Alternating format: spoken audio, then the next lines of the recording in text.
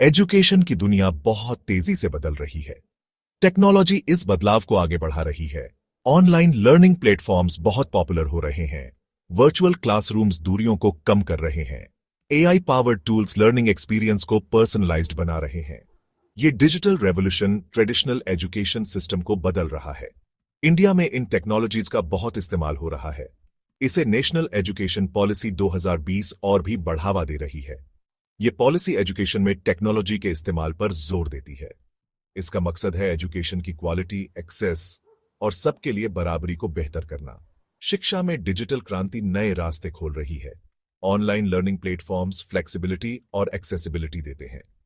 Students अपनी speed से कभी भी कहीं भी पढ़ सकते हैं। वर्चुअल क्लासरूम्स स्टूडेंट्स और टीचर्स को दूरियों के बावजूद जोड़ते हैं। AI powered tools personalised learning देते हैं, हर स्टूडेंट की जरूरत और लर्निंग स्टाइल के हिसाब से।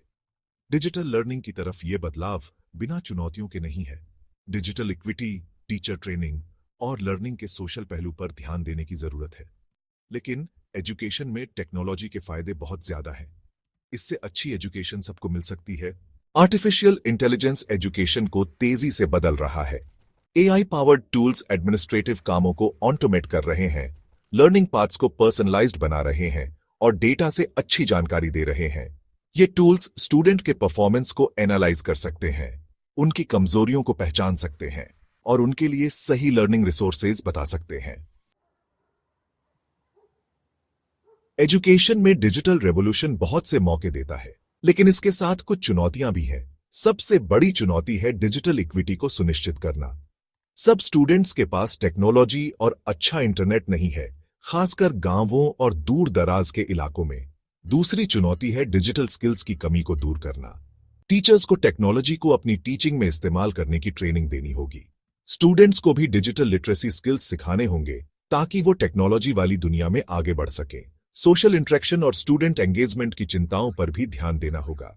ऑनलाइन लर्निंग प्लेटफॉर्म्स फ्लेक्सिबिलिटी तो देते हैं, लेकिन उनमें ट्रेडिशनल क्लासरूम्स वाला सोशल और कोलेबोरेटिव माहौल नहीं होता। ऑनलाइन लर्निंग में स्टूडेंट्स के बीच कम्युनिटी की भावना और इंटरेक्शन को बढ़ावा देना जरूरी है। इन चुनौतियों के बावजूद एजुकेशन में टेक्नोलॉजी के फायदे बहुत ज्यादा है। टेक्नोलॉजी अच्छी एजुकेशन को ज्यादा लोगों तक पहुंचा सकती है, उसे सस्ता बना सकती है और उसे और भी इंटरेस्टिंग बना सकती है। चुनौतियों का सामना करके और मौकों का फायदा उठाकर इंडिया अपने एजुकेशन सिस्टम को बदलने के लिए टेक्नोलॉजी की ताकत का इस्तेमाल कर सकता है। सेक्शन 4, हाइब्रिड होराइजन ऑनलाइन और ऑफलाइन लर्निंग का मेल। इंडिया में लर्निंग का भविष्य हाइब्रिड मॉडल में है, जो ऑनलाइन और ऑफलाइन एजुकेशन दोनों के अच्छे पहलुओं को मिलाता है। यह तरीका ऑनलाइन लर्निंग की फ्लेक्सिबिलिटी और एक्सेसिबिलिटी का इस्तेमाल करता है और साथ ही ट्रेडिशनल क्लासरूम्स के सोशल और इंटरैक्टिव फायदों को भी बरकरार रखता है। हाइब्रिड लर्निंग मॉडल स्टूडेंट्स को अपनी स्पीड से पढ़ने, ऑनलाइन रिसोर्सेज तक पहुंचने और वर्चुअल डिस्कशंस में शामिल होने की सुविधा देता है। फिर वो फिजिकल क्लासरूम्स में प्रैक्टिकल एक्टिविटीज, ग्रुप प्रोजेक्ट्स और टीचर्स से पर्सनल गाइडेंस के लिए आ सकते हैं। इंडियन गवर्नमेंट PMEYDY जैसे प्रोग्राम्स के जरिए हाइब्रिड लर्निंग मॉडल्स को बढ़ावा दे रही है। इस प्रोग्राम का मकसद डिजिटल प्लेटफॉर्म्स, ऑनलाइन रिसोर्सेज और टीवी चैनल्स के जरिए एजुकेशन को अलग अलग तरीकों से उपलब्ध कराना है। हाइब्रिड लर्निंग मॉडल्स की कामयाबी कई चीजों पर निर्भर करती है। इसमें अच्छा इंटरनेट कनेक्शन, टीचर ट्रेनिंग और अच्छे डिजिटल लर्निंग रिसोर्सेज का होना शामिल है। एक अच्छा हाइब्रिड लर्निंग इकोसिस्टम बनाने के लिए गवर्नमेंट, प्राइवेट सेक्टर और एजुकेशन इंस्टीट्यूशंस के बीच मिलकर काम करना जरूरी है। सेक्शन 5, इंडिया का एडटेक पोटेंशियल, एक ग्लोबल नजरिया। इंडिया में एजुकेशनल टेक्नोलॉजी या एडटेक में दुनिया का लीडर बनने की क्षमता है। देश में बड़ी और युवा आबादी है, बढ़ता हुआ मिडिल क्लास है और तेजी से बढ़ता एडटेक सेक्टर है। ये चीजें एडटेक में नए आइडियाज और ग्रोथ के लिए अच्छा माहौल बनाती हैं। इंडिया का एडटेक सेक्टर देश और विदेश के निवेशकों को आकर्षित कर रहा है। Startups personalised learning, gamified education और स्किल डेवलपमेंट के लिए नए सॉल्यूशंस बना रहे हैं। ये सॉल्यूशंस न सिर्फ इंडियन स्टूडेंट्स की जरूरतों को पूरा कर रहे हैं, बल्कि दुनिया के दूसरे हिस्सों में भी अपनाए जा रहे हैं। इंडियन गवर्नमेंट एडटेक सेक्टर की ग्रोथ को बढ़ावा देने में एक्टिव रोल निभा रही है।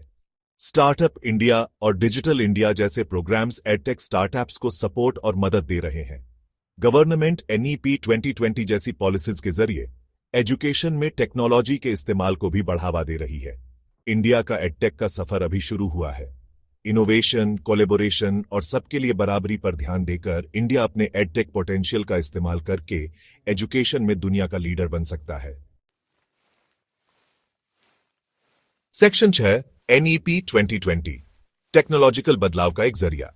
नेशनल एजुकेशन पॉलिसी या एनईपी 2020 एक बहुत महत्वपूर्ण पॉलिसी है जिसका मकसद इंडियन एजुकेशन सिस्टम को बदलना है। एनईपी 2020 का एक मुख्य उद्देश्य एजुकेशन में टेक्नोलॉजी का इस्तेमाल है।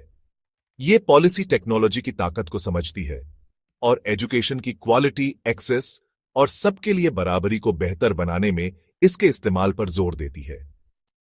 एनईपी 2020 टेक्नोलॉजी से पढ़ाई को बढ़ावा देने के लिए कई नए काम करने का सुझाव देती है।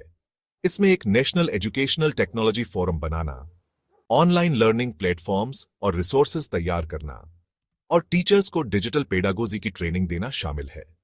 यह पॉलिसी पर्सनलाइज्ड लर्निंग, असेसमेंट में बदलाव और एजुकेशन मैनेजमेंट को बेहतर बनाने के लिए टेक्नोलॉजी के इस्तेमाल पर भी जोर देती है।